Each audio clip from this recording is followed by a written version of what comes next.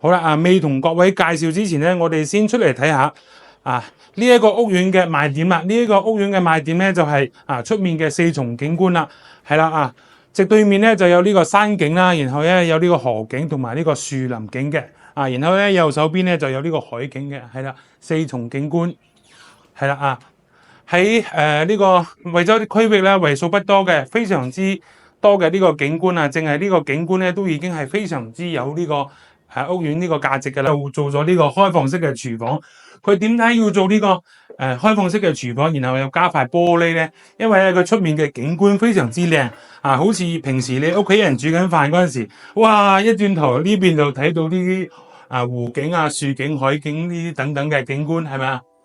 如果好，我係阿斌呢一期嘅視頻咧嚟到呢個大亞灣嘅紅樹林公園呢邊咧，同大家介紹身後嘅呢一個樓盤嘅。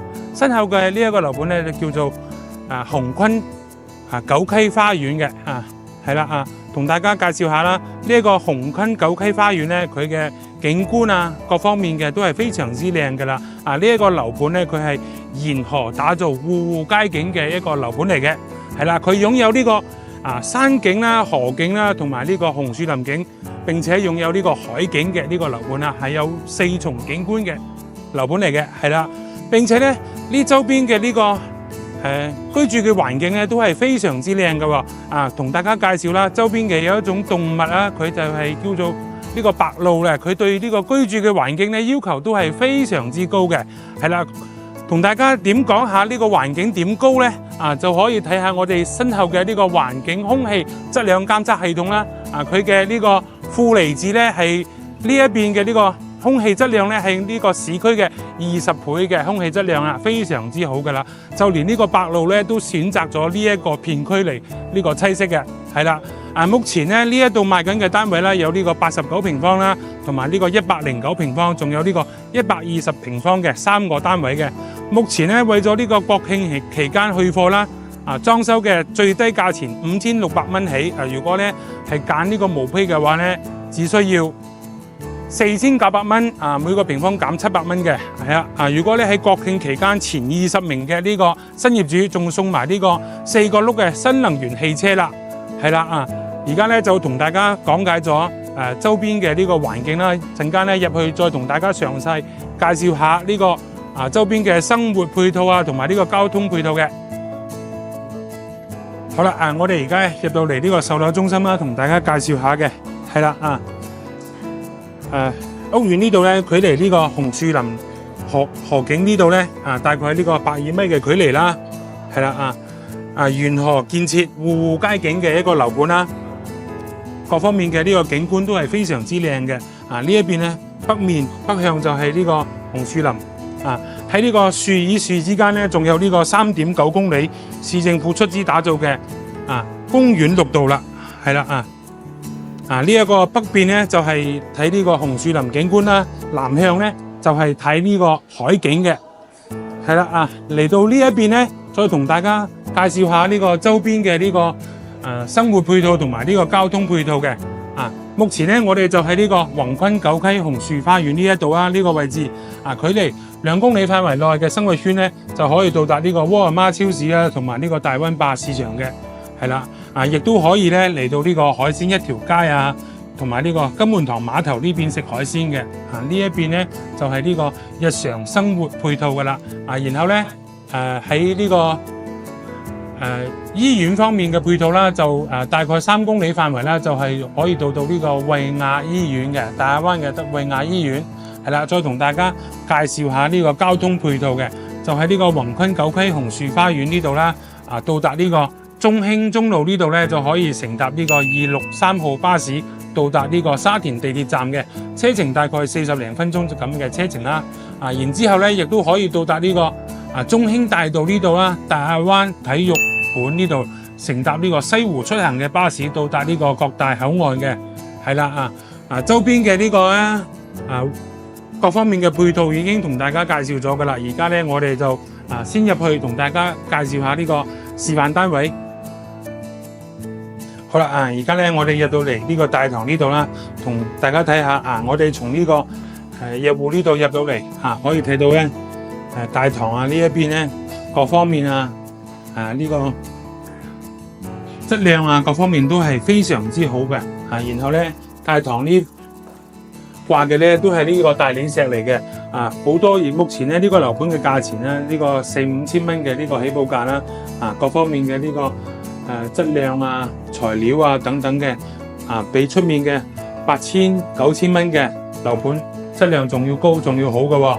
係啦而家咧我哋而家咧準備就搭 lift 上去同大家介紹下啦。係啦2 lift 4伙嘅單位。係啦北邊咧就睇呢個湖景嘅，南邊咧就係睇呢個海景嘅單位。好啦，我哋而家上到嚟呢套示範單位咧，同大家睇下呢一套咧就係呢個120平方嘅示範單位。佢咧原本係交樓係交呢個4房嘅，呢個示範單位咧佢為咗呢個裝飾更加好睇咧，佢就做咗呢個3房嘅。好啦未同各位介紹之前咧，我哋先出嚟睇下呢一個屋苑嘅賣點啦。呢一個屋苑嘅賣點咧就係出面嘅4重景觀啦。係啦直對面咧就有呢個山景啦，然後咧有呢個河景同埋呢個樹林景嘅。然後咧右手邊咧就有呢個海景嘅。係啦4重景觀。係啦喺呢個為咗區域咧為數不多嘅非常之多嘅呢個景觀淨係呢個景觀咧都已經係非常之有呢個屋苑呢個價值噶啦。係啦同大家介紹下呢個陽台咧都係差唔多有2米嘅呢個距離啦。非常之長非常之大嘅陽台啦。係啦呢一邊咧係呢個北向嘅陽台啦，然後咧呢一個戶型咧係呢個南北通透嘅戶型嚟嘅。出翻呢個廳呢度啦，然後廳嘅呢個位置一樣坐住平時咧一樣可以睇到呢個紅樹林嘅呢個河景同埋呢個樹景嘅。哇非常之靚啦。係啦我哋繼續翻嚟呢邊同大家介紹啦。呢一個餐廳嘅區位咧就係目前咧擺放咗呢個6人台嘅。平時咧你如果唔擺呢隻款嘅話咧，擺張8人台10人台都完全冇問題嘅。係啦呢一邊呢個飄窗咧係朝呢個北向嘅，可以形成呢個南北通透嘅戶型。呢一個飄窗咧係朝呢個南向嘅，然後咧形成一個南北通透嘅呢個戶型啦，非常之通風嘅。係啦呢一南向呢一邊咧下面仲有一個湖景嘅添，麻煩啲攝影師影一影下面呢個湖景啦。係啦呢個示範單位咧如果咧唔詳細介紹嘅話咧，可能睇唔清楚。呢個位置咧佢都係做咗呢個櫃嘅。係啦下面咧就係呢個鞋櫃啦，上面就係呢個雜物櫃嘅。飄台呢個下面咧都係做咗呢個飄台櫃嘅。係啦然後咧我哋嚟同大家介紹下呢一個廚房嘅。廚房咧佢目前咧就做咗呢個開放式嘅廚房。佢點解要做呢個開放式嘅廚房，然後又加塊玻璃咧？因為咧佢出面嘅景觀非常之靚。好似平時你屋企人煮緊飯嗰陣時，哇一轉頭呢邊就睇到呢啲湖景樹景海景呢啲等等嘅景觀，係咪啊？如果咧普通嘅呢個人唔多嘅煮餸嘅話咧，呢個油煙係唔會犀利嘅。如果咧後期咧煮呢啲大餸等等嘅各方面咧，係可以喺呢度再加一道門嘅。都係加呢一種玻璃門就可以噶，阻擋呢個油煙就 OK。係啦我哋入到嚟呢個休息區啦，同大家先講解一下。目前咧如果係交標咧，佢係4間房嘅，然後咧呢間示範單位咧佢係設計咗3間房嘅。係啦並且咧係可以做2間套間嘅。其中呢一間咧就係房內嘅共用廁所啦。係啦都係做咗呢個3段式嘅乾濕分離。係啦身後咧亦都有呢個明窗嘅。然後咧呢度咧佢有道門嘅，如果係做房內嘅共用廁所嘅話咧呢度就唔開門啦。目前咧佢就開咗門嘅，可以到達另外一間房嘅。呢一間房咧係朝呢個南向嘅呢個飄窗。然後咧對面呢一間咧就係景觀非常之靚嘅呢個北向嘅書房啦。係啦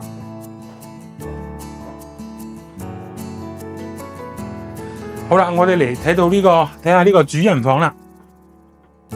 主人房嘅本身嘅呢一道門咧，我哋行入嚟啦，然後咧可以睇到呢一個區位咧就係呢個第4間房，而家改成咗呢個主人房嘅衣帽間啦。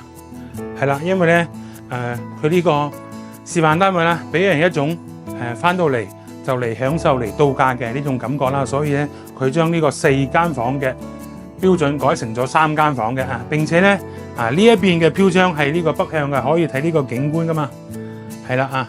然後咧嗰邊咧就係朝呢個南向嘅。主人房咧都可以同呢個好多人嘅廳一樣咧，形成呢個南北通透嘅呢個情況噶啦。好啦，我哋去睇完呢個120平方嘅話咧，我哋再去睇120平方嘅呢個交標，同大家睇下交樓係點樣交嘅。中間兩戶咧朝呢個南向咧就係呢個89平方嘅，呢一戶咧就係呢個120平方嘅4房嘅單位啦。唯一有咩唔同咧？一個係左手邊，一個係右手邊嘅啦。係啦，呢一個咧就係120平方嘅，都係呢個南北通透嘅戶型啦。係啦，可以睇到咧，出到嚟睇下，出面嘅景觀咧都係非常之靚嘅。係啦，下面就係呢個紅樹林景啦。然後咧，河嘅兩邊咧就係呢個市政府出資打造嘅呢個公園綠道啦，係啦。地板咧係採用呢個米長乘72嘅呢啲新款大磚啦。然後咧呢一款磚咧比較中式嘅磚，比較似呢個休閒度假咁嘅顏色啦、色調啦。係啦，休息區咧就攝影師同大家數一數啦，有4間房嘅。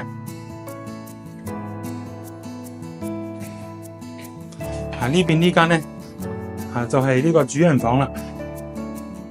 主人房咧呢邊咧同大家介紹下啦。主人房嘅呢一間附屬嘅細房啦。呢一間細房咧亦都可以喺呢度做一個書房啊，或者做一間茶室嘅。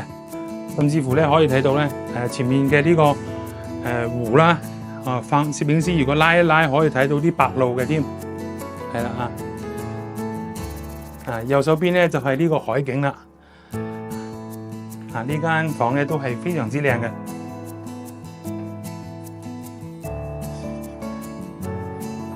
然後咧我哋出嚟呢個廚房區域同大家介紹一下。然後咧呢一個120平方嘅120平方嘅單位咧，就同大家介紹咗。我哋再去睇嗰個89平方嘅示範單位啦。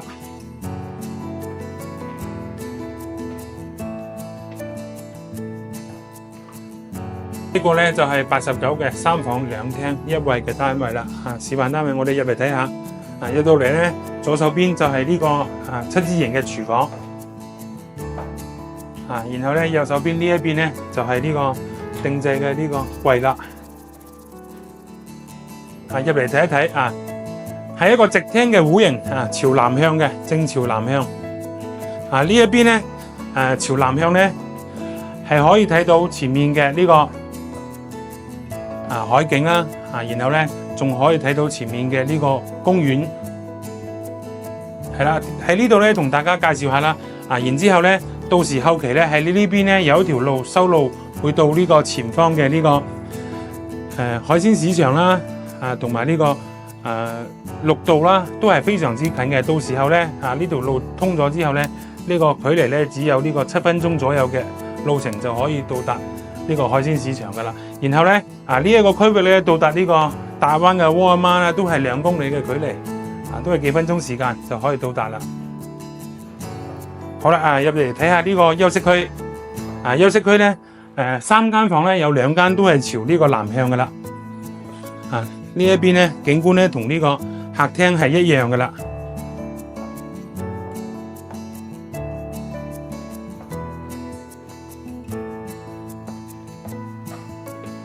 呢邊咧就係房內嘅共用廁所，都係可以做到3段式乾濕分離嘅。空間都係非常之大嘅，企2個人都完全冇問題嘅。呢一邊咧就係呢個主人房啦。主人房嘅視野咧都一樣係朝呢個南向嘅。係啦，呢個示範單位咧，佢呢間房嘅門咧就開得比較大。如果喺平時咧，佢嘅門咧就細少少。呢一間咧，如果唔擺衣櫃嘅話咧，一樣可以做到3間房嘅。好啦，呢個89嘅示範單位睇咗，我哋去睇一睇呢個89嘅交標。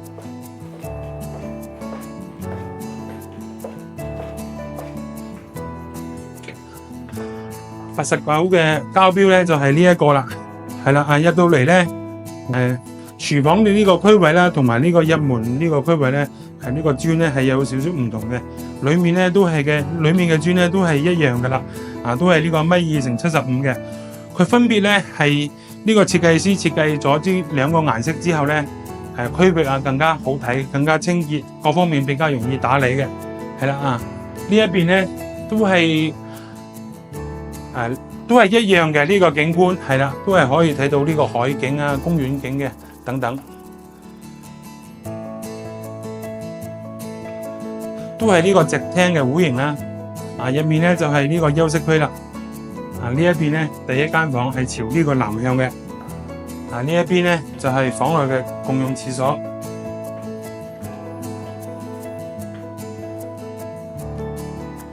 呢一邊咧就係第二間房，呢個陽台房啦。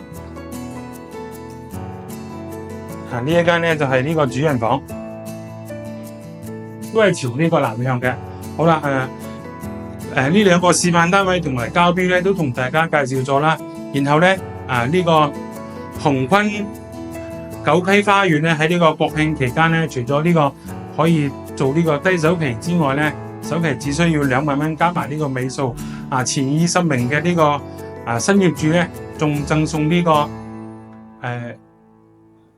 新能源電動車嘅價值36,800嘅新能源電動車係啦。如果你對呢個各方面嘅配套又非常之靚景觀又非常之靚嘅呢個鴻坤9溪花園有興趣嘅話咧，就聯繫我過嚟親身實地考察一下。